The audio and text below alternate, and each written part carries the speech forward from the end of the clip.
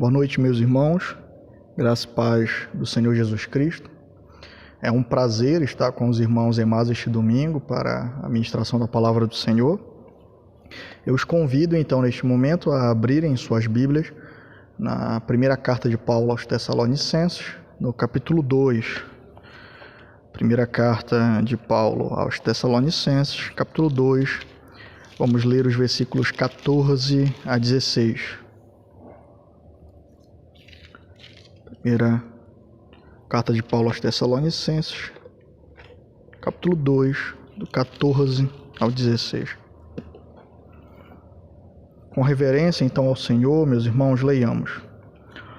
Porque vós, irmãos, haveis sido feitos imitadores das igrejas de Deus, que na Judéia estão em Jesus, porquanto também padeceste de vossos próprios concidadãos o mesmo que os judeus lhes fizeram a eles, os quais também mataram o Senhor Jesus e os seus próprios profetas, e nos têm perseguido, e não agradam a Deus, e são contrários a todos os homens, e nos impedem de pregar aos gentios as palavras da salvação, a fim de encherem sempre a medida de seus pecados. Mas a ira de Deus caiu sobre eles até o fim. Vamos então, Senhor, em oração. Pai amado e querido, Deus santo, poderoso, eterno Deus, nós nos colocamos diante de Ti nesse momento, suplicando o Teu auxílio, Senhor, suplicando a Tua graça, a Tua misericórdia sobre nós, iluminando, Pai, as nossas mentes e os nossos corações, para que nós venhamos a compreender a Tua palavra, capacitando a pregação da Tua palavra, Senhor Deus, e o entendimento dela, nós Te suplicamos, Pai, vem com a Tua graça soberana, Senhor Deus, e fala aos nossos corações, Senhor. Guia-nos no poder do Teu Santo Espírito. É o que Te suplicamos esta noite, Senhor. No nome santo de Cristo, e já Te agradecemos. Amém e amém. Meus amados irmãos, no domingo passado nós vimos então que Paulo ele abre uma oração, né, ou ele comunica aos Tessalonicenses os seus motivos de ação de graças ao Senhor. E aqui ele nos deu diversos motivos pelo qual ele agradecia a Deus pela sua obra no coração dos Tessalonicenses. Primeiramente, porque eles ouviram a palavra, né? Então eles não fecharam seus ouvidos para aquilo que estava sendo pregado. Também porque eles receberam a palavra no coração. Eles não somente ouviram, mas eles depositaram o coração na palavra do Senhor. E também porque eles estavam firmes na palavra, acreditando nas suas promessas, na promessa do Senhor revelada nela. Eles estavam podendo então passar por perseguições e aflições de maneira perseverante, aguardando o Senhor vir dos céus, se manifestar dos céus. E Paulo agradece então ao Senhor porque ele tem operado eficazmente no coração desses irmãos. Hoje, meus irmãos, nós vamos ver que enquanto Paulo ali começa a agradecer, ele faz uma comparação entre os irmãos de Tessalônica e os judeus que estavam perseguindo os irmãos na Judéia, né?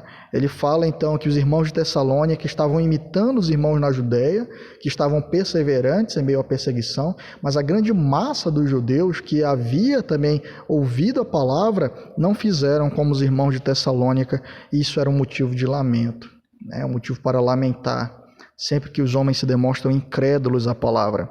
Paulo então vai nos dar 4 motivos aqui pelos quais ele lamenta a resposta que os judeus, e quando nós falamos judeus aqui, são aqueles que negaram, né, a palavra, 4 motivos pelo qual ele lamentava a forma como eles reagiram à pregação da palavra do Senhor.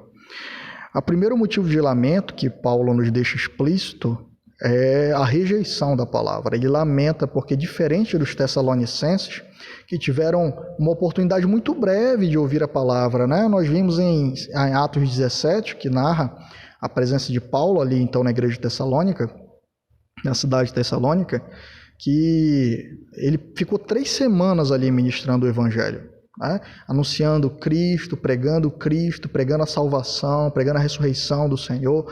Fica explícito o discurso de Paulo ali entre os irmãos. E o que acontece? Enquanto os irmãos de Tessalônica, eles creem em pouco tempo, em uma oportunidade breve, O povo judeu, na sua grande massa, né, eles receberam a palavra do Senhor há 2000 anos antes do período de Paulo, né, antes dos tempos de Paulo. Eles foram um povo eleito por Deus no Antigo Testamento para manifestar a glória do Senhor, e a eles foi dada a lei.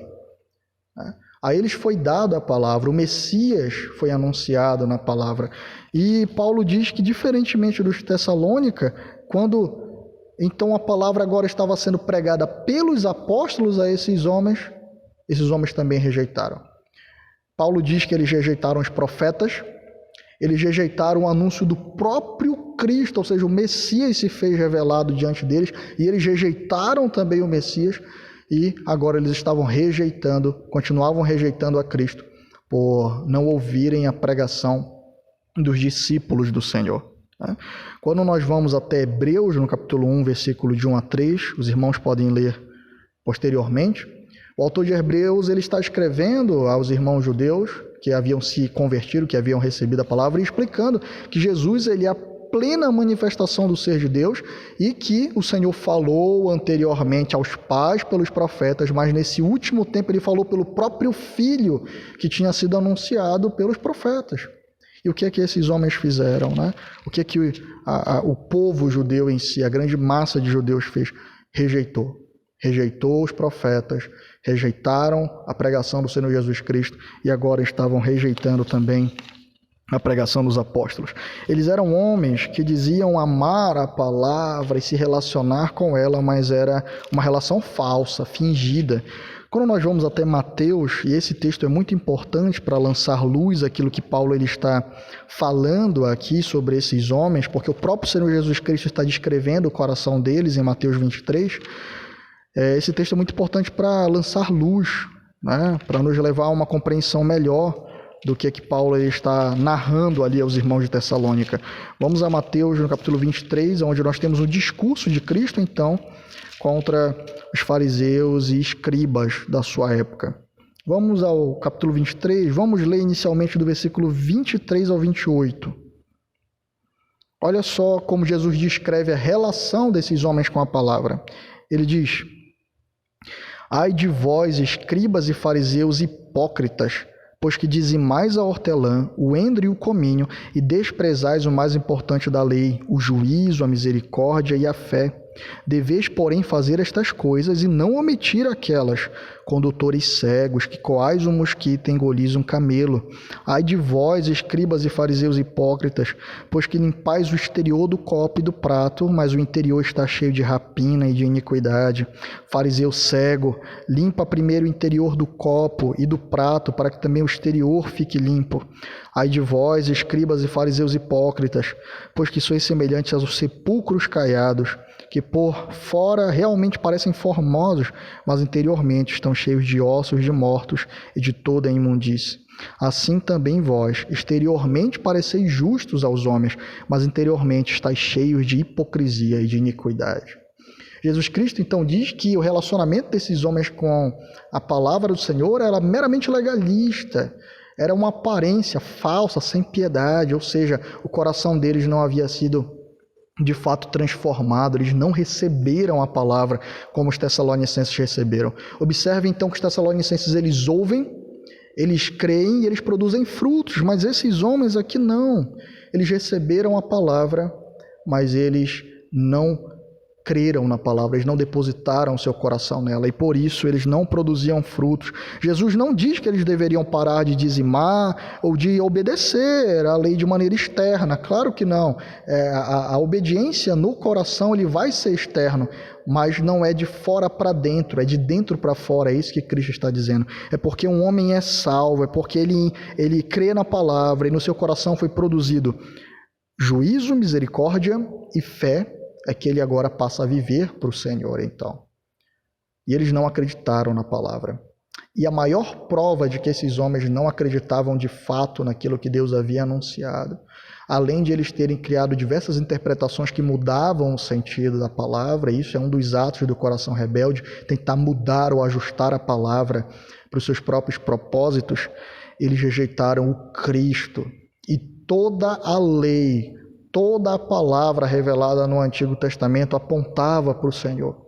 Se esses homens de fato tivessem crido, se o coração deles repousasse sobre a palavra do Senhor de maneira real, se ela tivesse sido escrita nos seus corações, eles não rejeitariam a Cristo. Então, o primeiro motivo que Paulo diz que nós devemos lamentar, o que ele lamentou ali aos irmãos de Tessalônica, é porque, diferentemente deles, o povo judeu que recebeu a lei, recebeu os profetas, presenciaram a revelação encarnada do Senhor Jesus Cristo, viram o Messias de Deus, eles rejeitaram a palavra. E agora estavam rejeitando também a palavra trazida pelos apóstolos. O segundo motivo, vamos voltar à Epístola aos Tessalonicenses, é a oposição à palavra. Vamos voltar a 1 Tessalonicenses 2, do versículos 14 ao 16. Paulo então diz que, no versículo 15, os quais também mataram o Senhor Jesus, os seus próprios profetas, e nos têm perseguido, não agradam a Deus, são contrários a todos os homens e nos impedem de pregar aos gentios a palavra da salvação, a fim de encherem sempre a medida de seus pecados, mas a ira de Deus caiu sobre eles até o fim.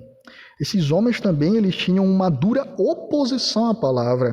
Então Paulo está lamentando porque não foi somente uma rejeição pessoal, tipo, nós não queremos ouvir, nós rejeitamos a palavra, mas não, eles odiavam tanto a palavra do Senhor que eles não somente rejeitaram ela pessoalmente, mas eles começaram a empreender oposição para que essa palavra não fosse pregada, inclusive entre os gentios. Observem isso. Os judeus não tinham estima alguma pelos povos pagãos e pelos gentios. Eles consideravam eles exatamente isso, pessoas afastadas de Deus, de segunda categoria, que não tinham a lei e que não eram como eles, os judeus. Quando nós lemos Romanos, no capítulo 2, isso fica muito claro. Paulo primeiro fala aos gentios, dizendo que o Senhor se manifesta na criação e por isso eles são indesculpáveis, mas quando ele vai tratar com os judeus, ele diz que além da criação, aqueles homens haviam recebido a lei. E eles ainda não criam, ainda estavam confiando nas próprias obras, em obras mortas. E por isso, então, eles também estavam condenados diante do Senhor e ainda mais condenados porque receberam a revelação. Mas aqui, meus amados, como nós estávamos dizendo, não somente esses homens eles rejeitaram a palavra, mas eles começaram a utilizar das suas influências, começaram a utilizar do seu poder, do seu destaque, como fizeram com o próprio Cristo para impedir a pregação da palavra. E eles não queriam que a palavra fosse pregada, inclusive aos gentios, que eles não tinham nem o mínimo de consideração. Então fica muito claro que esses homens tinham um ódio à palavra do Senhor. Não era apenas uma rejeição pessoal, eles não queriam que a palavra fosse anunciada, eles não queriam que a palavra fosse ouvida. E Paulo aqui diz que esses homens, eles odeiam a todos os homens. Olha só o que ele diz no versículo 15. Eles são contrários a todos os homens e nos impedem de pregar aos gentios a palavra da salvação. Eles estão contra toda a humanidade. É isso que Paulo está dizendo. E qual é a prova disso? Exatamente esta oposição. E Paulo explica o porquê. Porque somente pela pregação da palavra é que existe salvação. Versículo 16. E nos impedem de pregar aos gentios as palavras da salvação, a fim de encherem sempre a medida de seus pecados. Esses homens eles odiavam tanto a palavra do Senhor, que eles não somente a rejeitaram, mas eles estavam se opondo à pregação dela. Eles estavam utilizando todos os recursos que eles tinham para poder perseguir os cristãos. Quando nós lemos Atos no capítulo 7, 8 e 9, principalmente esses 3 capítulos, que vai nos apresentar ali a entrada de Saulo no cenário, nós vamos ver o próprio Paulo, debatendo e perseguindo e indo atrás dos cristãos até que o Senhor quebra ele na estrada de Damasco e salva aquele homem. Nós vamos ver que ele estava indo de cidade em cidade perseguindo os cristãos.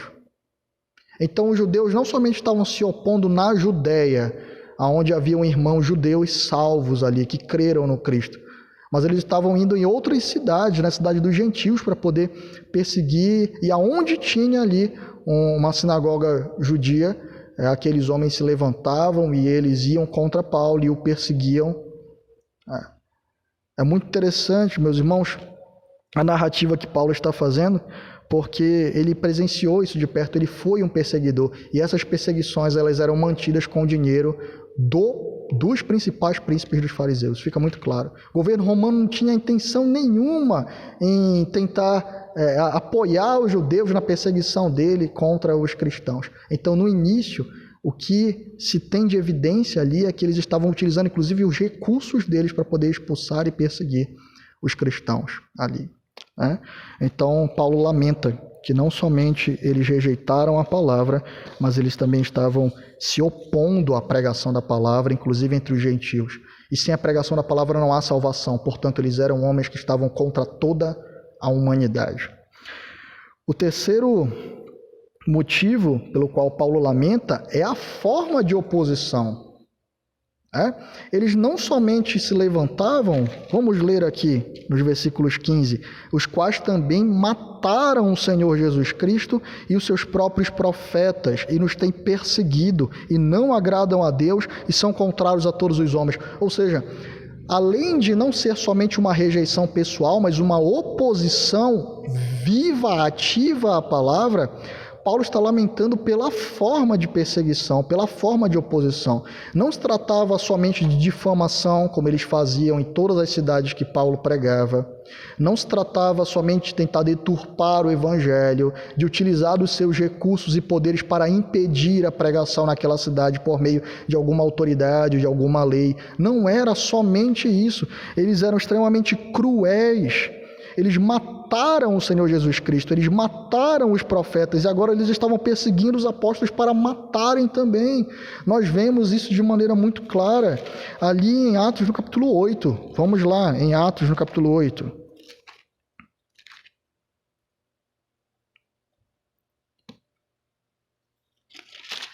Atos capítulo 7, tá bom? Atos capítulo 7. Vamos ler a partir do versículo 48 de Atos 7.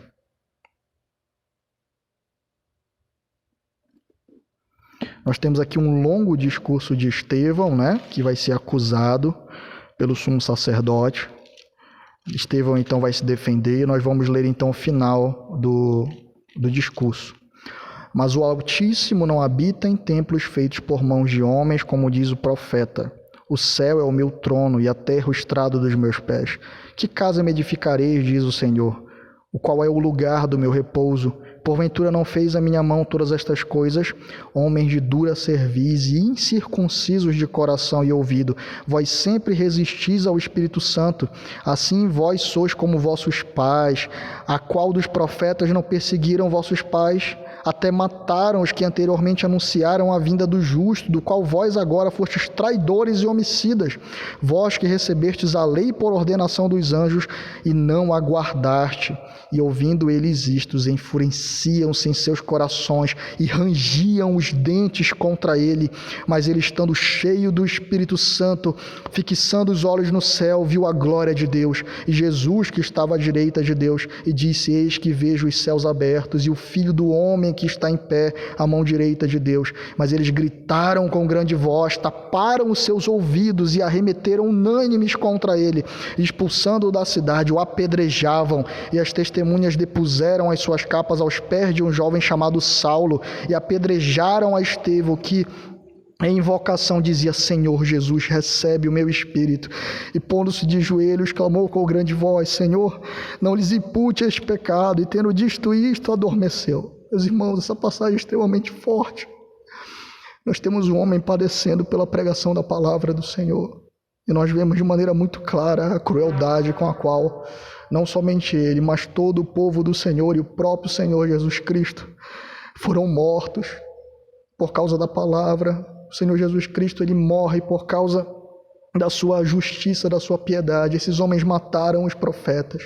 Esses homens mataram o Senhor Jesus Cristo, e esses homens agora estavam perseguindo os apóstolos do Senhor, e Paulo lamentava por isso, porque a incredulidade deles é de tal tamanho que eles rangiam os seus dentes, que eles se levantavam contra Estevão com ira, eles tapavam os ouvidos. Observem, meus irmãos, como a palavra é ofensiva ao coração rebelde. E Paulo lamenta. Estevão, assim como o Senhor Jesus Cristo, acusa eles de terem perseguido e matado os profetas. Quando nós vamos a Mateus 23 novamente, vamos voltar a Mateus no capítulo 23, fica muito claro que o Senhor Jesus Cristo lança de acusação contra aqueles homens. Vamos a Mateus no capítulo 23.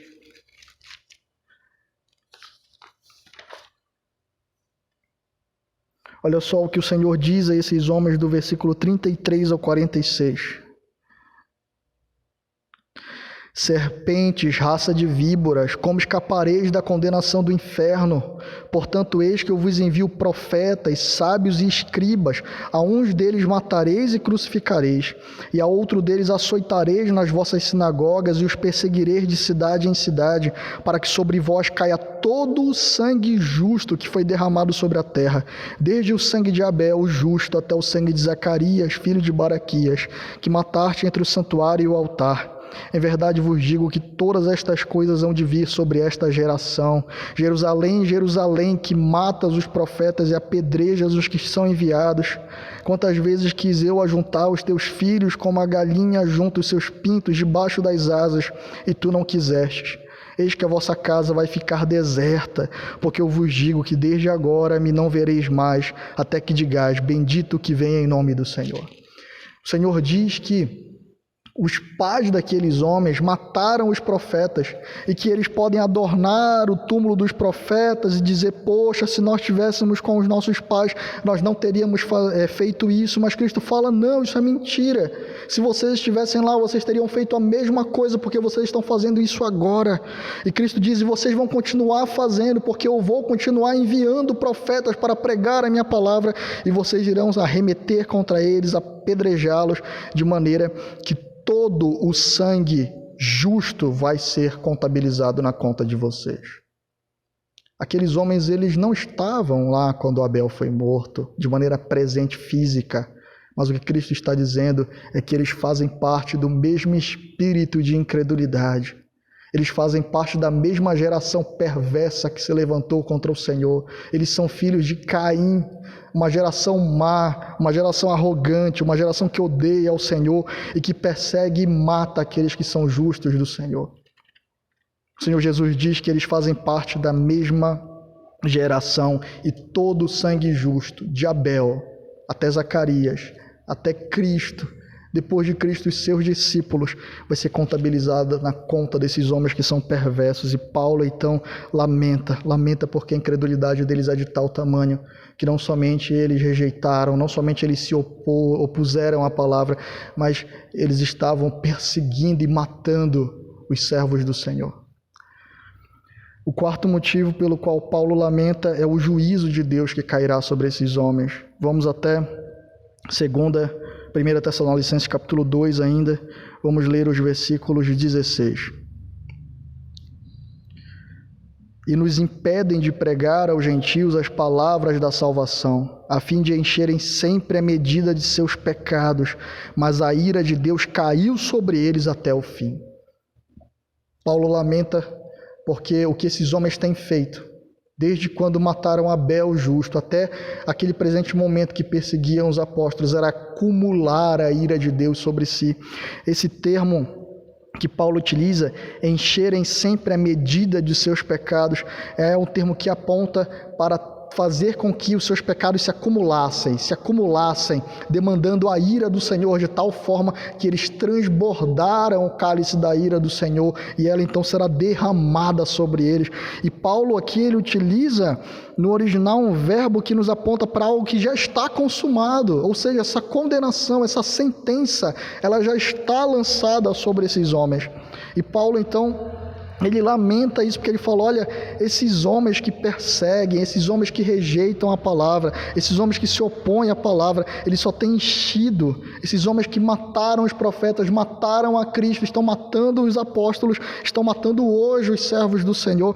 Eles têm acumulado uma medida de ira do Senhor que será derramada sobre eles, que já se derramou sobre eles.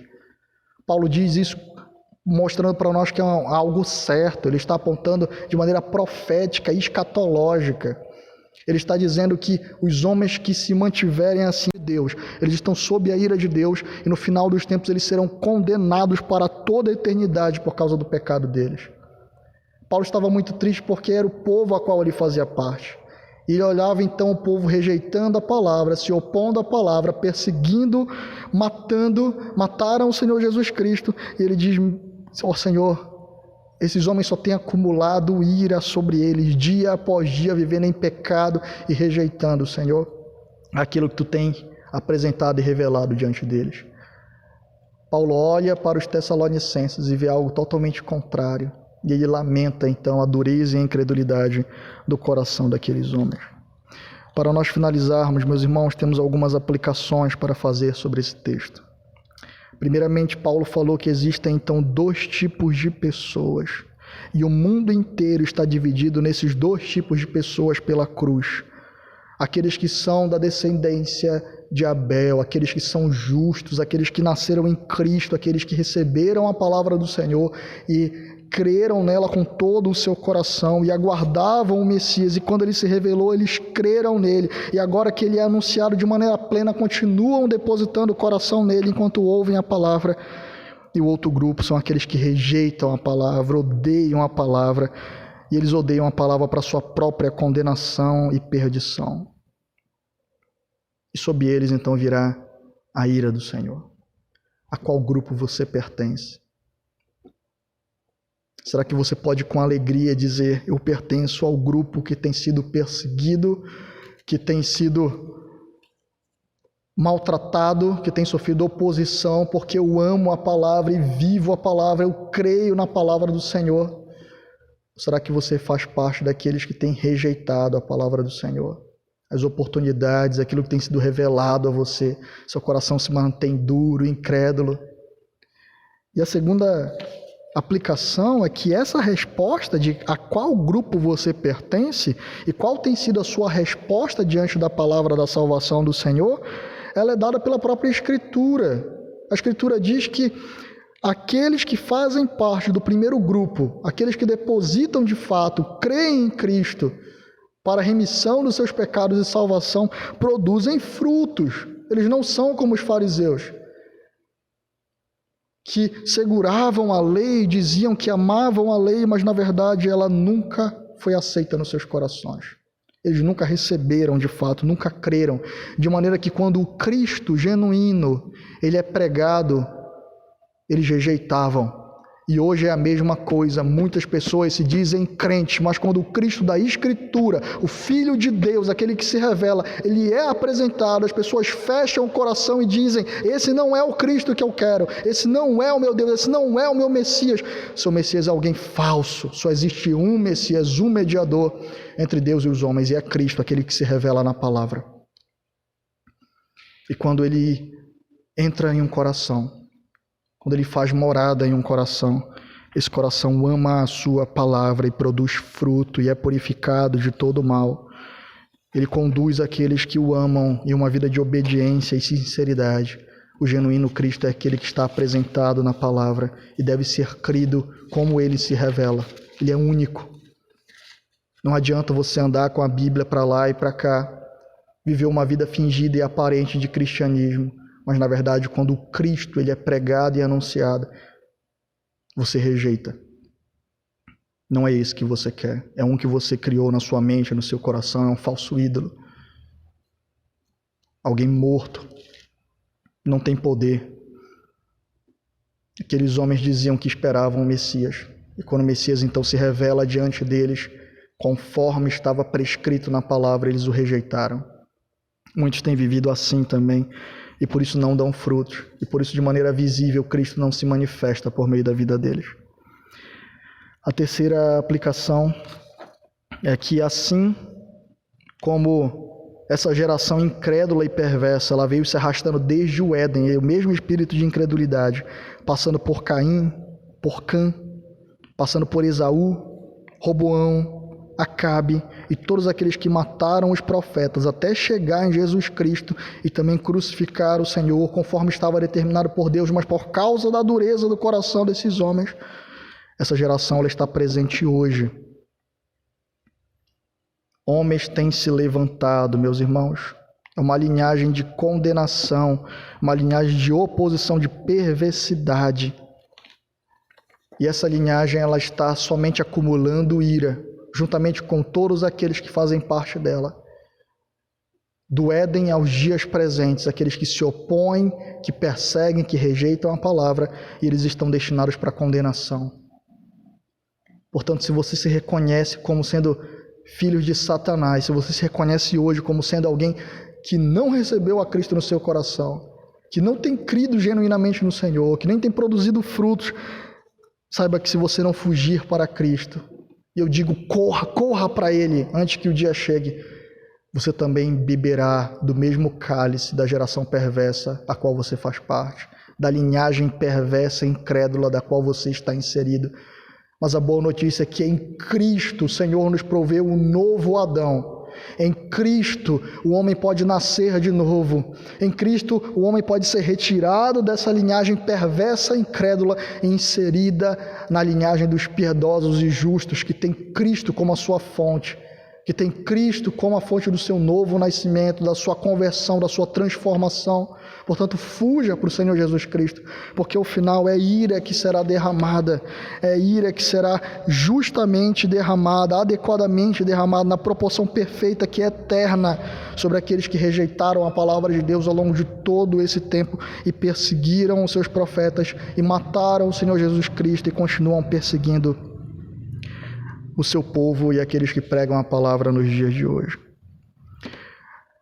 Portanto, fuja para o Senhor Jesus Cristo, para que Ele lhe dê um novo nascimento, para que você nasça do Espírito, não da vontade da carne, não da vontade dos homens, mas de Deus, porque somente Ele tem poder para lhe tornar um filho do Senhor e um justo. A quarta aplicação é um alerta aos crentes. Nós padeceremos por causa da palavra. Cumpre que nós sejamos perseguidos, isso já acontece hoje. Homens rejeitam a palavra, fecham seus ouvidos e rangem o dente contra a palavra. Se eles pudessem nos matar, nos matariam, e eles têm feito isso em outros países onde a igreja é perseguida de maneira física. A igreja é perseguida no mundo inteiro, mas em alguns países foi dado a eles a licença para matar, e assim eles têm feito. E eles são exatamente como os judeus que apedrejaram Estevão. Eles são exatamente como aqueles homens que mataram Estevão. E quando a palavra é anunciada, eles rangem o dente, eles se opõem então a esses homens e os perseguem, os matam também. Portanto, crente, entenda isso. Cabe a nós resistir fielmente na promessa do Senhor, de que eles não prevalecerão contra nós, de que a igreja continuará marchando contra as portas do inferno. Cabe a nós imitar os irmãos da Judéia, que estavam sendo perseguidos pelo próprio povo, mas permaneciam firmes. Cabe a nós, como os irmãos de Tessalônica, que estavam sendo perseguidos também pelo próprio povo, mostrando que essa ira e essa rebeldia, ela é universal, ela é da humanidade contra a palavra do Senhor. E aonde um cristão estiver amando, vivendo e pregando a palavra, ele também vai sofrer rejeição e oposição. Lembrem-se disso, crentes, mas o nosso Senhor venceu o mundo e Ele promete o dia a qual virá nos buscar. Quando nós vamos à epístola de Paulo, a segunda epístola de Paulo aos Tessalonicenses, logo no início, ele vai abordar essa questão da perseguição desses irmãos, e olha só o que ele diz, meus amados. Versículo 6, capítulo 1, versículo 6 de 2 Tessalonicenses. Se de fato é justo diante de Deus que dê em paga tribulação ao que vos atribulam, e a vós que sois atribulados, descanso conosco, quando se manifestar o Senhor Jesus desde o céu, com os anjos do seu poder, como labareda de fogo, tomando vingança dos que não conhecem a Deus e dos que não obedecem ao Evangelho de nosso Senhor Jesus Cristo, os quais por castigo padecerão eterna perdição ante a face do Senhor e a glória do seu poder, quando vier para ser glorificado nos seus santos e para se fazer admirável naquele dia em todos os que creem, porquanto nosso testemunho foi crido entre vós. Ele fala, olha, calma, perseverem, porque ele vai se manifestar. E ele é o vingador do seu povo. Em Apocalipse nós vemos os santos clamando, Senhor, Senhor, até quando, Senhor Deus? O sangue dos justos clama diante do Senhor, para que o Senhor então lide com o mal, para que o Senhor então traga justiça plena sobre esta terra. E o Senhor então vem. Paulo diz que ele vem e que ele então vai vingar o seu povo, ele vai se levantar a favor do seu povo e nós seremos glorificados para toda a eternidade. Portanto, crente, persevere assim como esses irmãos perseveravam. E o que conduzia esses irmãos à perseverança era a firme convicção na palavra de Deus e no Cristo que entregou a vida pelo seu povo e que, portanto, certamente voltará para buscá-lo. Persevere, meus irmãos. O último ponto que eu gostaria de abordar é que isso deve ser a incredulidade dos homens, apesar de que ela será punida, sim, isso é certo, e o crente deve ansiar pelo dia que o Senhor vem para poder trazer justiça sobre a terra. Deve ser um momento de tristeza. Nós não podemos nos alegrar quando nós vemos a palavra do Senhor sendo rejeitada. Nós não podemos nos alegrar quando nós vemos a palavra do Senhor sofrendo oposição, primeiramente porque a honra é negada ao nosso Senhor por causa da incredulidade desses homens, porque esses homens se mantêm na sua rebeldia e ávidos por ofender ao Senhor e se rebelar contra eles. Mas o segundo motivo é porque esses homens padecerão juízo. E isso não é motivo de alegria para o coração cristão. Esses homens, por causa da sua perversidade, passarão a eternidade em condenação por serem rebeldes. Portanto, isso deve nos aquecer hoje, isso deve mover o nosso coração hoje, para que nós continuamos insistindo em pregar a palavra, porque por meio dela o Senhor salva, por meio dela o Senhor retira homens dessa linhagem perversa que será perdida, que será condenada, que será punida no final dos tempos, que está perdida, e inserem uma nova linhagem para a vida. Portanto, a incredulidade na qual os homens eles permanecem deve nos incomodar. Devem nos incomodar ao ponto de nós falarmos para a nossa família em casa, mulheres falem para os seus esposos incrédulos sobre a palavra. A incredulidade deles deve trazer tristeza ao coração de vocês, deve trazer em vocês incômodo, deve trazer a vocês urgência, porque está se aproximando e o cálice já está transbordando, ele vai ser derramado. A incredulidade dos homens deve trazer tristeza ao nosso coração. Pais, preguem aos seus filhos incrédulos. Filhos, preguem aos seus pais incrédulos, porque a medida da ira já está transbordando e ela vai ser derramada de maneira justa. Mas a palavra é poderosa e ela opera hoje para a salvação. Portanto, fiquem tristes por aqueles que estão sendo perseguidos. Fiquem tristes pelos cristãos que sofrem, mas fiquem tristes por aqueles que ainda se mantêm na sua incredulidade, porque só o que resta para eles é juízo. Pregue a palavra e o Senhor, de maneira soberana, irá agir. Pregue a palavra, porque o poder e a vontade é dele. Leve seu coração, clame ao Senhor para que incomode o seu coração em ver homens que ainda são incrédulos ao seu redor, em ver a palavra sendo rejeitada, negada, ver homens perseguindo os cristãos. E, meus irmãos, lembrem-se, nós padeceremos. Jesus Cristo estava falando aqui para religiosos. Ele não estava falando no discurso de Mateus 23 para pagãos, ele estava falando por homens que se diziam ser líderes religiosos. Portanto, eu tinha falado que era o último ponto, mas eu gostaria de finalizar com essa reflexão. Saiba que, inclusive, seremos perseguidos por homens que se dizem crentes, por homens que se dizem religiosos, mas aonde há a palavra do Senhor pregada, eles irão se levantar para perseguir e para opor também. Portanto, devemos estar atentos. O nosso dever é continuar pregando, falando, pregando o Evangelho, incomodados pela incredulidade que está ao nosso redor, porque só o que está destinado a esses homens é a ira do Senhor, mas o Senhor é poderoso para salvar. Ele enviou o seu Filho para que houvesse salvação e esperança Portanto, pregue a palavra e se incomode com toda a incredulidade que está à nossa volta, clamando: Maranata, vem, Senhor Jesus, porque quando Ele vier vai ser um dia de extrema alegria para nós, que seremos libertos de todo o mal, de toda a dor, de toda a perseguição, e a qual Ele irá trazer juízo sobre a terra e sobre aqueles que rejeitaram a sua palavra. Aonde você se encontra, a vinda de Cristo é motivo de terror, de tristeza ou de alegria para você? Se você está na geração dos santos, persevere. Mas se você está na linhagem de ímpios e incrédulos, fuja para Cristo. Porque a única coisa que você terá é a ira do Senhor e o banimento eterno para longe dele, por causa da sua rebeldia, da sua rejeição, da sua oposição, da sua incredulidade, da perseguição e do mal que você empreendeu e por ter rejeitado o Filho de Deus, que ofereceu a sua vida por amor de muitos. Vamos ao Senhor em oração. Pai amado e querido, nós rogamos a Ti, Senhor Deus, nesta noite, tem misericórdia de nós, Senhor. Nos leva a pensar se nós estamos dentre aquele povo que, sendo observado, traz alegria ao coração dos santos, porque nós ouvimos a palavra, recebemos a palavra, estamos frutificando, nós amamos o Teu Filho, Pai, assim como os irmãos em Tessalônica.